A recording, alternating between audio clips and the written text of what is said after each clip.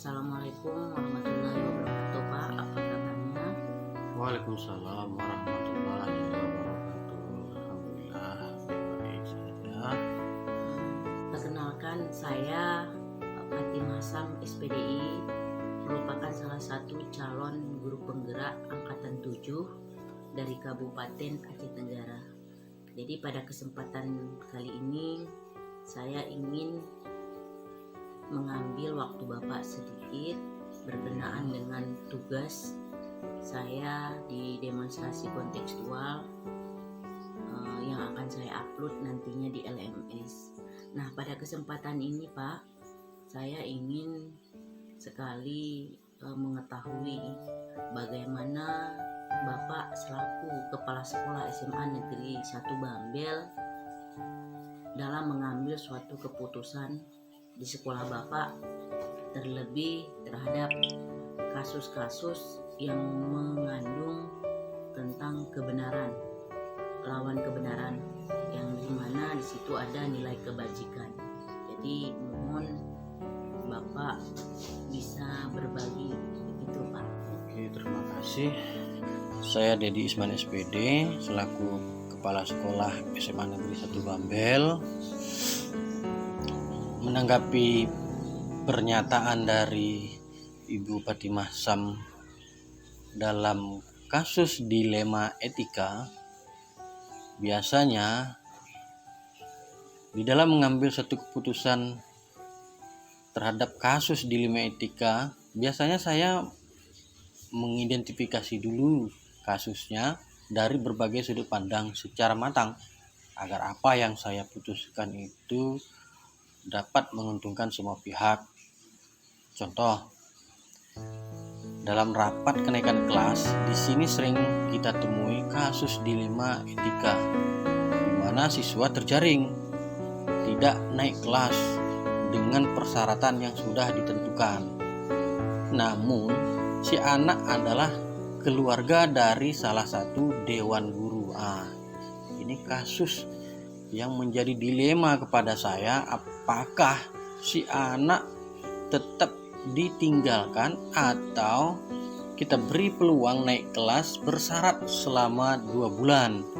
Apakah si anak mendapat perubahan tingkah laku dan nilai mata pelajarannya?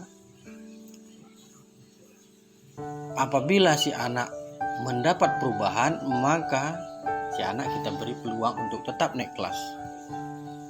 Tapi jika anak selama 2 bulan tidak mendapatkan perubahan terhadap tingkah lakunya dan nilai mata pelajarannya, maka si anak harus kita tinggalkan.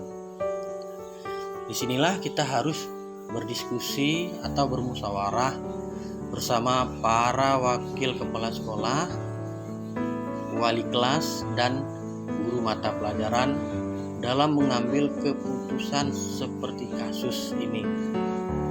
Saya rasa seperti itu, Fatimah. Baik, dari apa yang Bapak sampaikan tadi, ini salah satu termasuk kasus dilema etika Pak ya, di mana ada benar, ada suatu sama-sama benar.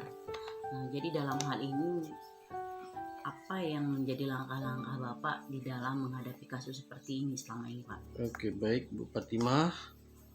Langkah-langkah yang dilakukan sebelum mengambil keputusan, ya, saya melakukan diskusi dulu bersama para wakil, para wali kelas, dan guru mata pelajaran untuk memintai dulu prasyarat untuk kenaikan kelas.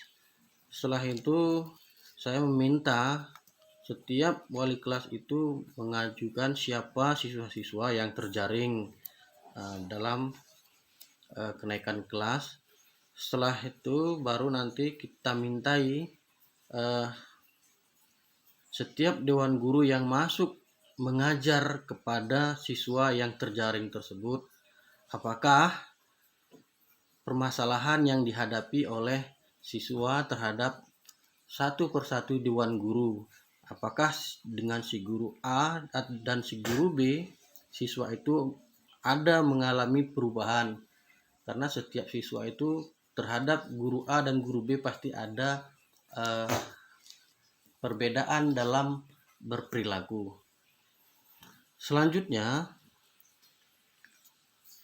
setelah itu saya lakukan, saya menimbang kembali, ya. Setelah itu saya baru membuat solusi dari hasil yang disampaikan oleh eh, dewan guru dan para wali kelas.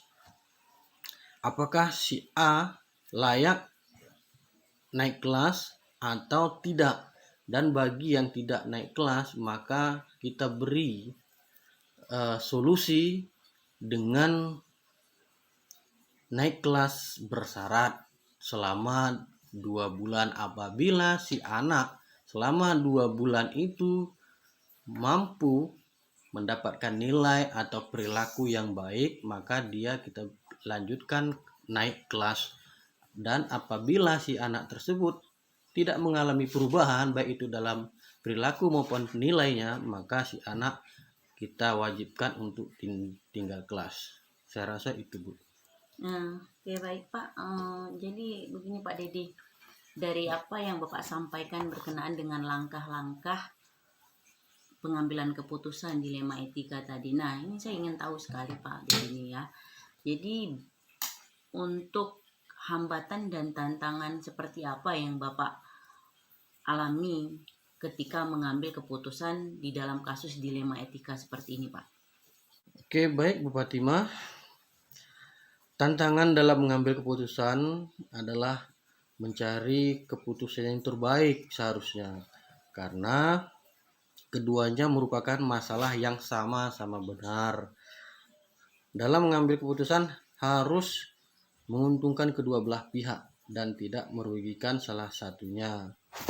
Jadi saya rasa itu yang saya lakukan. Baik Pak, jadi ini cukup menarik ya, kasus dilema etika yang memang sering kita hadapi di sekolah-sekolah kita pada umumnya. Nah baik, untuk pertanyaan selanjutnya nih Pak, bagaimanakah cara Bapak dalam mengambil sebuah penyelesaian kasus dilema etika ini? Apakah memang Bapak secara langsung mengambil keputusan atau mungkin ada cara lain seperti itu Pak? Baik Bu, untuk memutuskan masalah yang ringan biasanya langsung saya putuskan saat itu juga. Jika masalahnya berat, saya melakukannya sesuai dengan langkah-langkah yang sudah saya sebutkan tadi.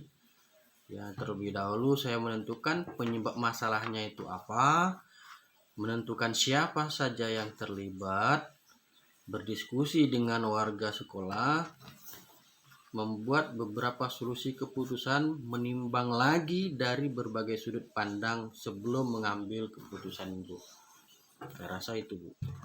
Oke baik, begini Pak Dedi, jadi seperti yang telah Bapak sampaikan tadi, ini faktor-faktor apa nih yang selama ini bisa mempermudah Bapak di dalam mengambil keputusan, terutama menghadapi kasus dilema etika ini, Pak?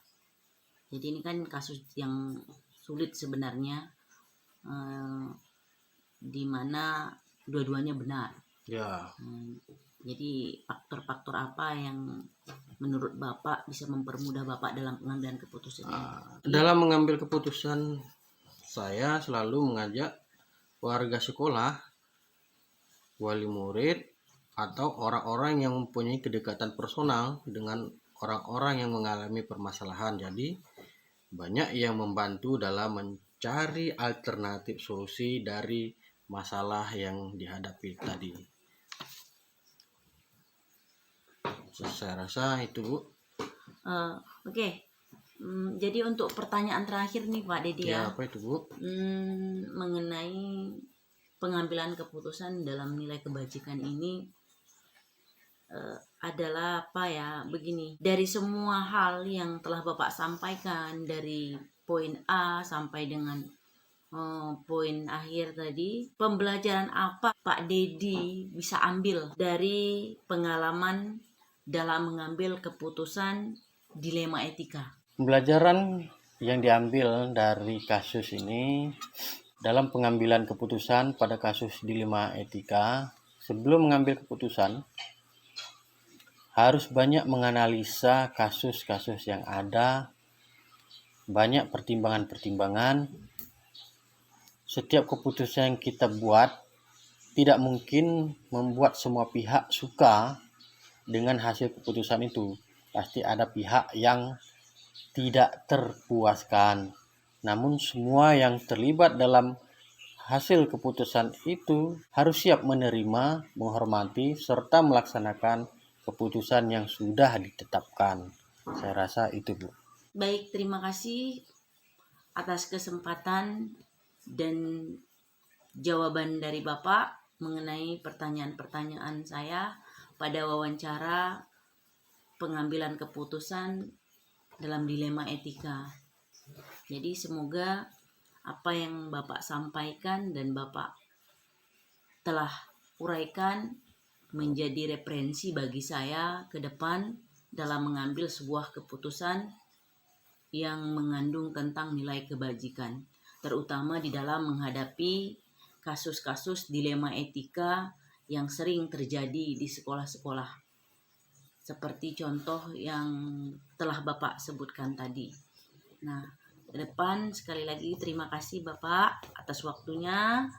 Semoga ini bisa menjadi pelajaran untuk saya di dalam mengambil keputusan nantinya dan bisa bermanfaat untuk saya secara pribadi dan untuk orang lain pada umumnya. Terima kasih Pak.